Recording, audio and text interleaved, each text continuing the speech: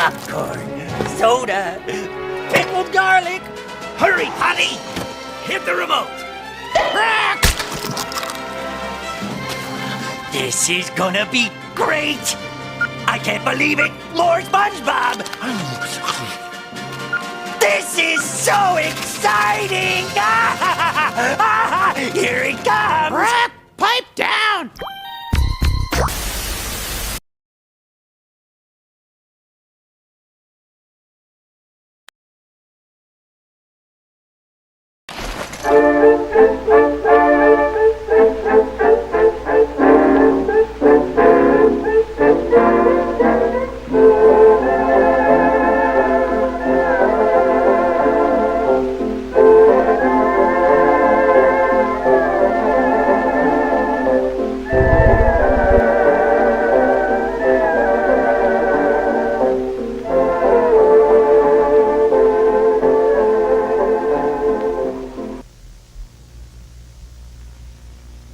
I want to start off by saying, if you want an answer at the end, prepare to be disappointed.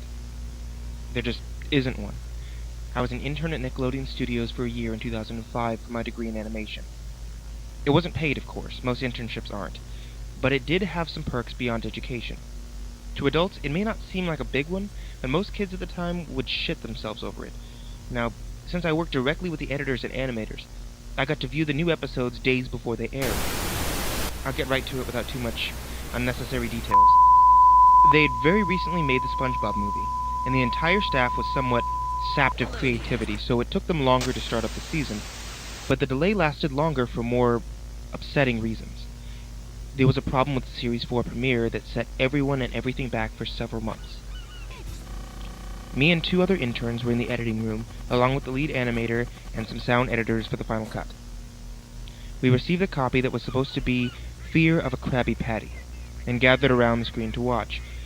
Now, given that this isn't final yet, animators often put up a mock title card, sort of a inside joke for us, with phony, oftentimes lewd titles, such as How Sex Doesn't Work, instead of Rockabye Bivalve, when SpongeBob and Patrick adopt a sea scallop.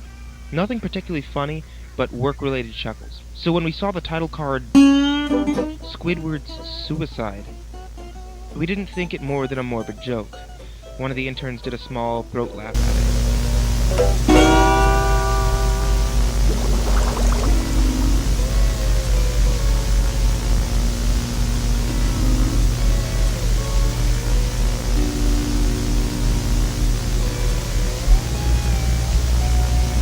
Now for some soothing sounds from Squidward Clarinet. Thank you, thank you.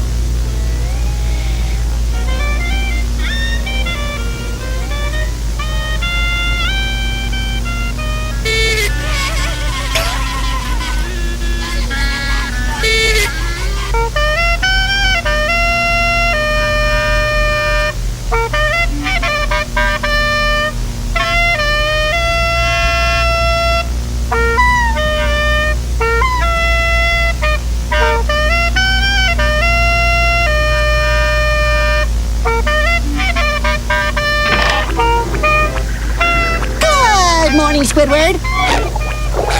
And isn't it a lovely morning? Why are you playing the clarinet on your way to work? I'm practicing for my clarinet recital.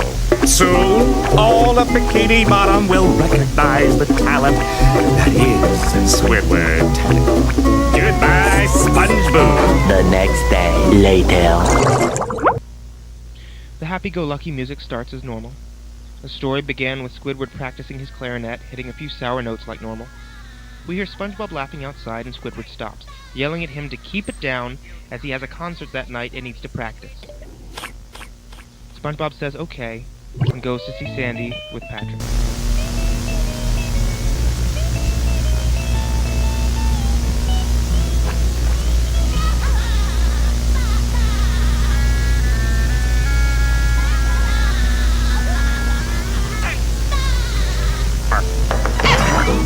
I wonder who that could be. May I have a moment? Not interested.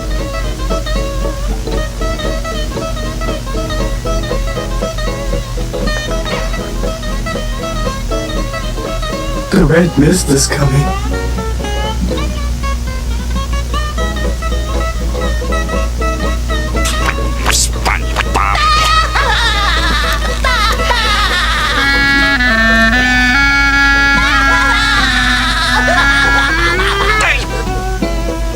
Will you two knock it off? I have a concert to practice for.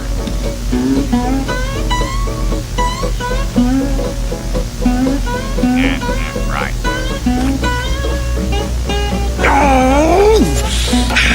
Become famous. Revenge later. Come on.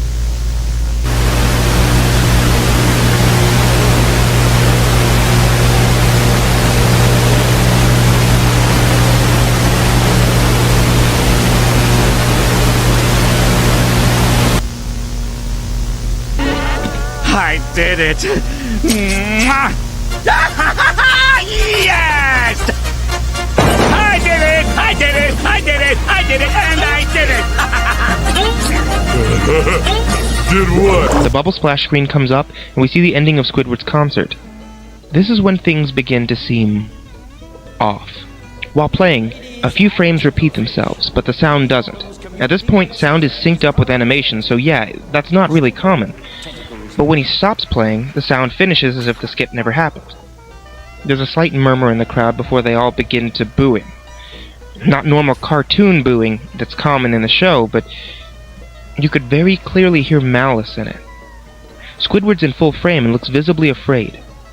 The shot goes to the crowd, with SpongeBob in center frame, and he too is booing, very much unlike him.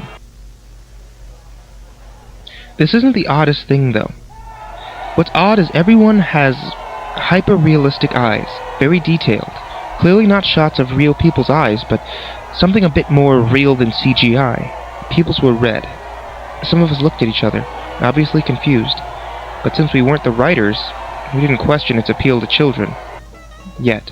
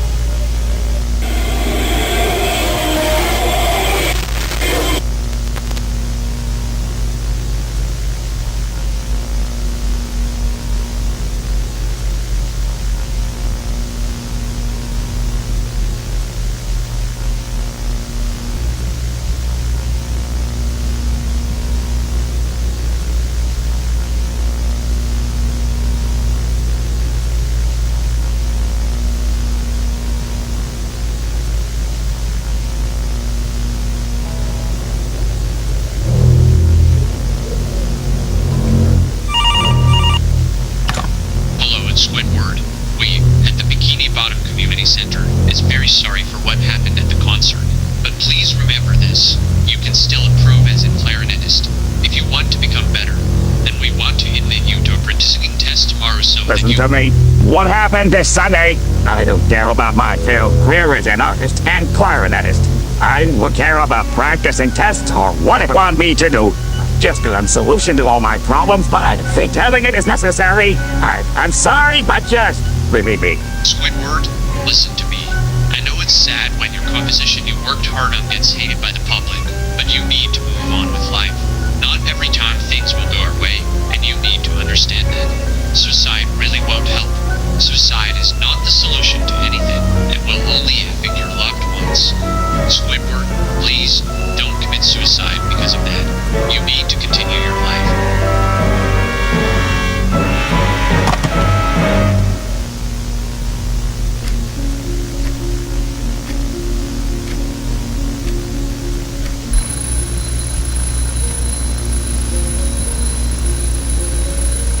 My name is Squidward, and I live my life. I wake up every day, go to work, and come back home. Nothing ever changes. I'm thinking of killing myself. But before I kill myself, I want to kill the people I hate. I can't stand working here. Everyone is so bad and annoying. I don't care anymore. I'm going to kill all these people.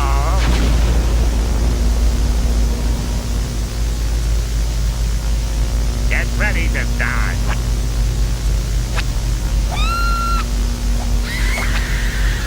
Burn in hell, you bastard.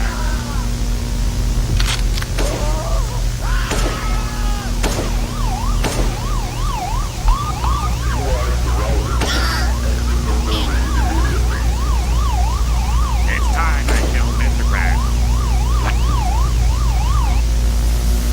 Squidward, what is happening here?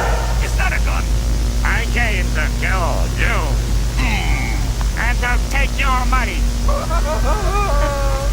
No! See you in hell.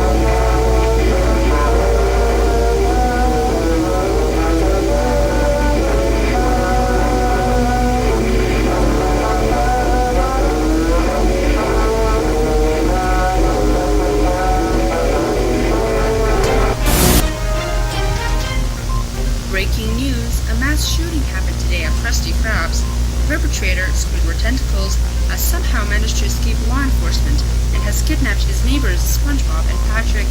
The Bikini Bottom police have reported that he is currently holding the two of them hostage and has threatened to kill them if they try to intervene. In other news, John Bucket has reported an increase in sales since the incident. I cannot believe Squidward did something this bad. I should go find SpongeBob and Patrick and help them. I hope I don't have to kill Squidward.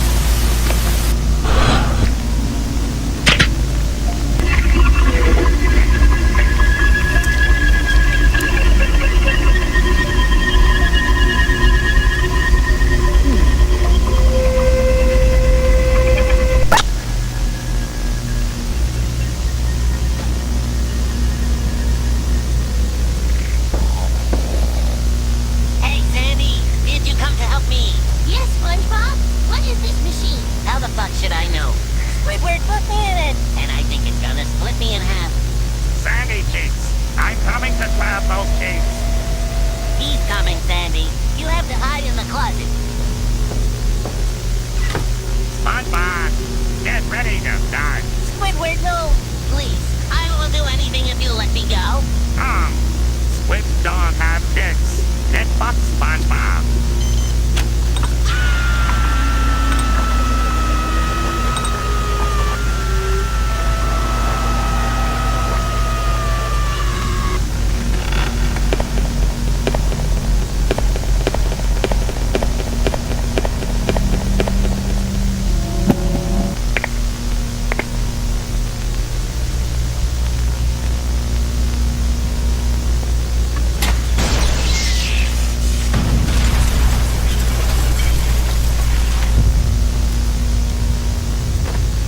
Thank you, Sandy. You saved me. You're welcome. Look, Sandy. Squidward is here. SpongeBob, you ruined my plans again. This will be the last time.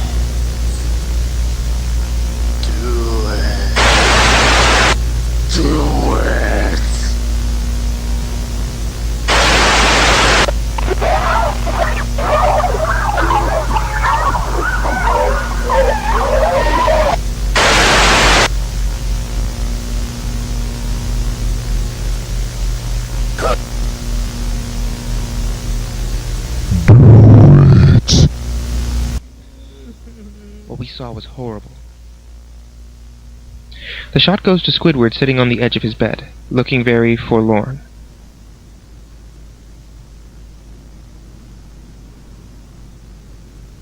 The unsettling part is at this point, there is no sound. Literally, no sound. Not even the feedback from the speakers in the room. It's as if the speakers were turned off, though their status shows them working perfectly. He just sat there, blinking, in the silence for about 30 seconds.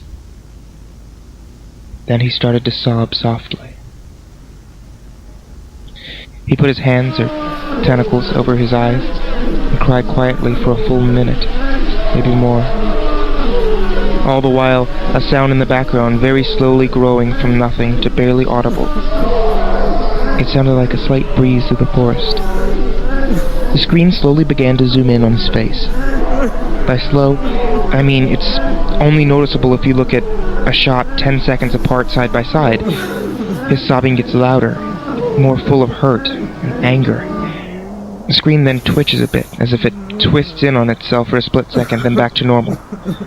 The wind through the trees sound gets slowly louder and more severe, as if a storm is brewing somewhere.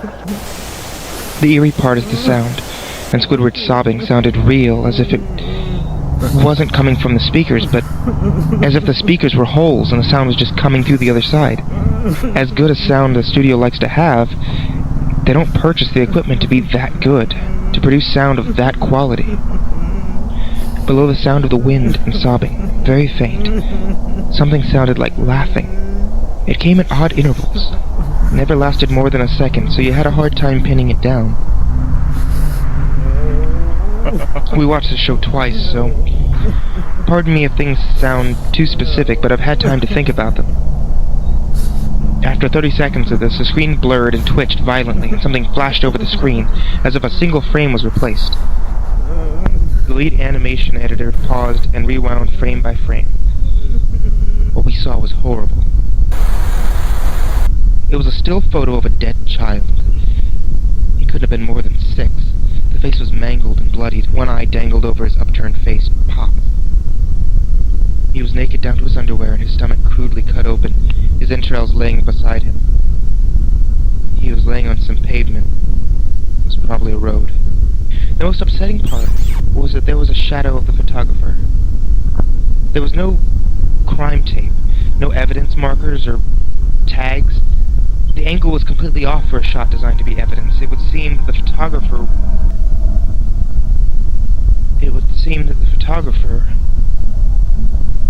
was the person responsible for the child's death. We were, of course, mortified, but pressed on, hoping that it was just a sick joke. The screen flipped back to Squidward, still sobbing, louder than before, and half body in frame. There was now what appeared to be blood running down his face from his eyes. The blood was also done in hyper-realistic style, looking as if you touched it, you'd get blood on your fingers. The wind sounded now as if there was a gale blowing through the forest. There was even snapping sounds of branches. The laughing, a deep baritone, lasting at longer intervals and coming more frequently. After about 20 seconds, the screen again twisted, showed a single frame photo. The editor was reluctant to go back. We all were. But he knew he had to. This time, the photo was that of what appeared to be a little girl, no older than the first child. She was laying on her stomach, her bereft in a pool of blood next to her. Her left eye was too popped, naked except for her underwear. Her entrails were piled on top of her, above another crude cut along her back. Again, the body was on the street and the photographer's shadow was visible. Very similar in size and shape to the first. I had to choke back vomit. One intern, the only female in the room, ran out. The show resumed. About 5 seconds after the second photo played, Squidward went silent, as did all sound, like it was when the scene started. He put his tentacles down, and his eyes were now done in hyper-realism like the others were in the beginning of the episode. They were bleeding, bloodshot, and pulsating. He just stared at the screen, as if watching the viewer. After about 10 seconds, he started sobbing, this time not covering his eyes. The sound was piercing and loud. The most fear-inducing of all his sobbing was mixed in with screams. The tears and blood were dripping down his face at a heavy rate. The wind sound came back, and so did the deep-voiced laughing. This time, the still photo lasted for a good 5 frames. The animator was about to stop it on the 4th and backed up. This time, the photo was of a boy, about the same age, but this time the screen was different. The entrails were just being pulled out from the stomach by a large hand, and the right eye popped and dangled, blood trickling down it. The animator proceeded. It was hard to believe, but the next one was different, but we couldn't tell what. He went on to the next, same thing. He went back to the first and played them quicker, and I lost it. I vomited on the floor. The animating and sound editors gasped at the screen.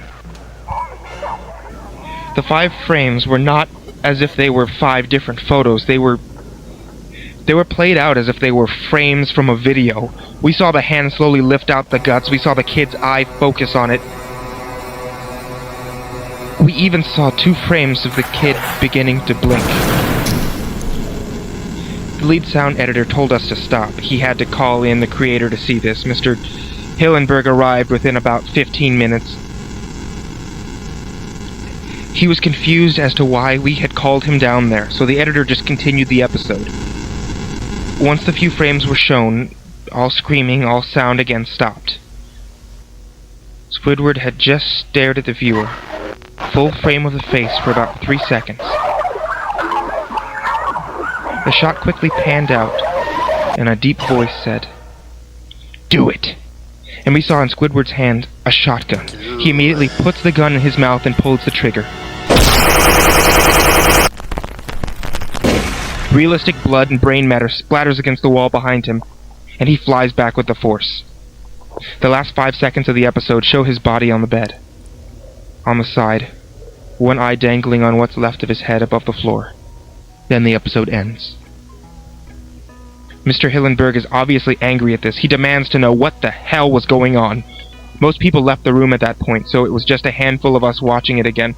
Viewing the episode twice only served to imprint the entirety of it in my mind and caused me horrible nightmares. I'm sorry I stayed. The only theory we could think of was the file was edited by someone in the chain from the drawing studio to here. The CTO was called to analyze what had happened. The analysis of the file did show that it was edited over by new material. However, the timestamp of it was a mere 24 seconds before we began viewing it. All equipment involved was examined for foreign software and hardware, as well as glitches, as if the timestamp may have glitched and showed the wrong time, but everything checked out fine. We don't know what happened, and to this day, nobody does. There was an investigation due to the nature of the photos, but nothing came of it. No child scene was identified, no clues were gathered from the data involved, nor physical clue from the photos. I never believed in unexplainable phenomena before. But now that I have something happen, and can't prove anything about it beyond anecdotal evidence, I think twice about things.